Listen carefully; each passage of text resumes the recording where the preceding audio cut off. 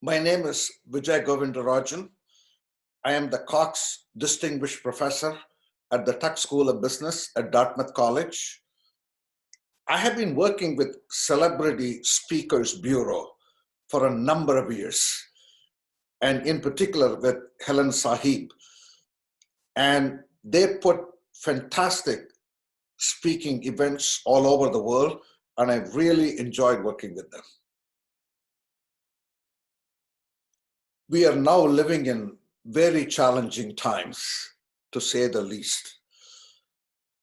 My first message to you is be safe, be healthy, and stay at home. But this is also an opportunity for us to reflect on what can we learn from this COVID experience that can make our own life better post-COVID, make the world a better place. All of us have to focus on our own area of expertise and see what changes are possible. My area of expertise is innovation. Therefore, I was thinking, how can innovation help us in the post-COVID world? And I was also applying it to the industry I am part of, the education industry.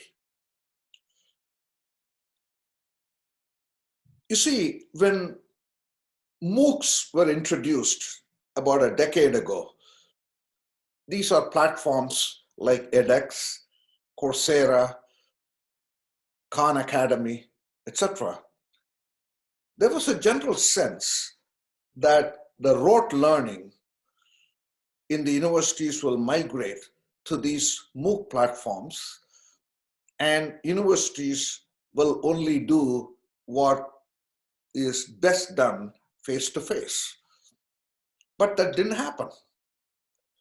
If anything, the university business model flourished in the last decade because there was no mass experimentation of those online technologies. That is what is happening this spring. At Tuck School, where I teach, and across all business schools, now in the spring quarter, every course is migrated to the online platform. In fact, if 6 months ago, if our dean had told the Tuck faculty that we should all teach our courses on Zoom, there would have been a revolt, to put it mildly. But in 8 days, our faculty migrated to the online platform. There is a mass experimentation now going on in remote learning and remote teaching. Can we use that to make some long-term changes? If you really look at history, when there has been an external shock, and because of that, we start a mass experimentation, then it leads to more permanent change. Take, for instance, World War II. During World War II, men had to go outside the country to really be part of the war. Therefore, women in the US were forced to work in factories. And after World War II, we realized women actually not only did those jobs, but they were really good at it. Women's movement has never looked back since 1950. We have the same moment today. After this mass experimentation in online learning is over, I think universities in higher education all over the world must ask a fundamental question. How can digital technologies be used to transform the learning experience?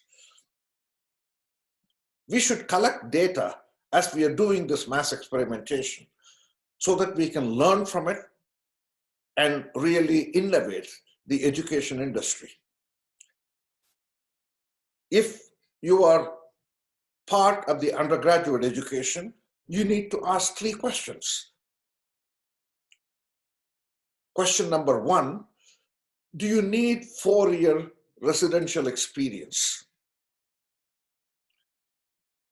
The answer to that question depends on what parts of the 4-year education can be substituted, what parts can be supplemented, and what parts can be complemented by technology. The second question you need to ask is, what improvements do we need to make in the IT infrastructure, both hardware and software, so that it is suitable for online education?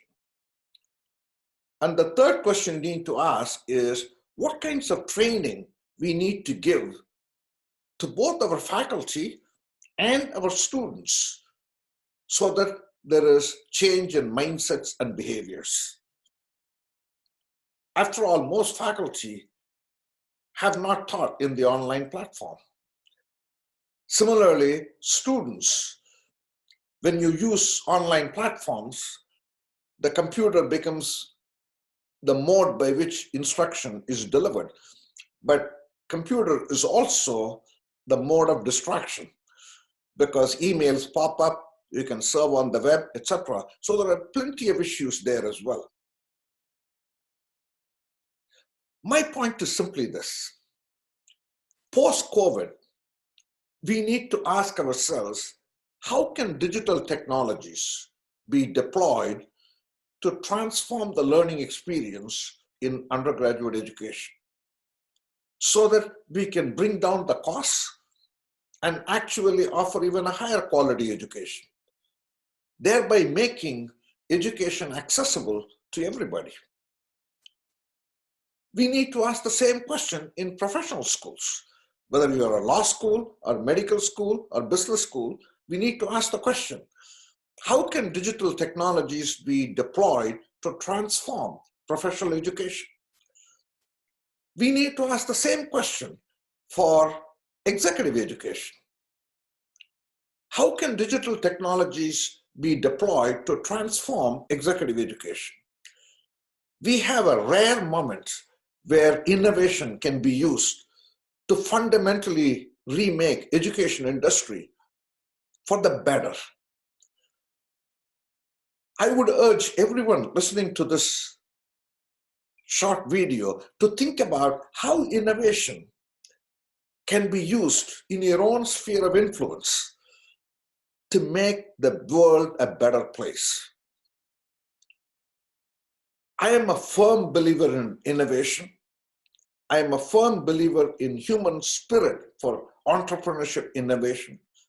That is what is going to make us much stronger after this terrible coronavirus crisis is brought under control. That is my main message to you. But even more importantly, let me return to my original message. I want everyone listening to this video, stay safe, stay healthy, bond with your family, and stay home. Thank you.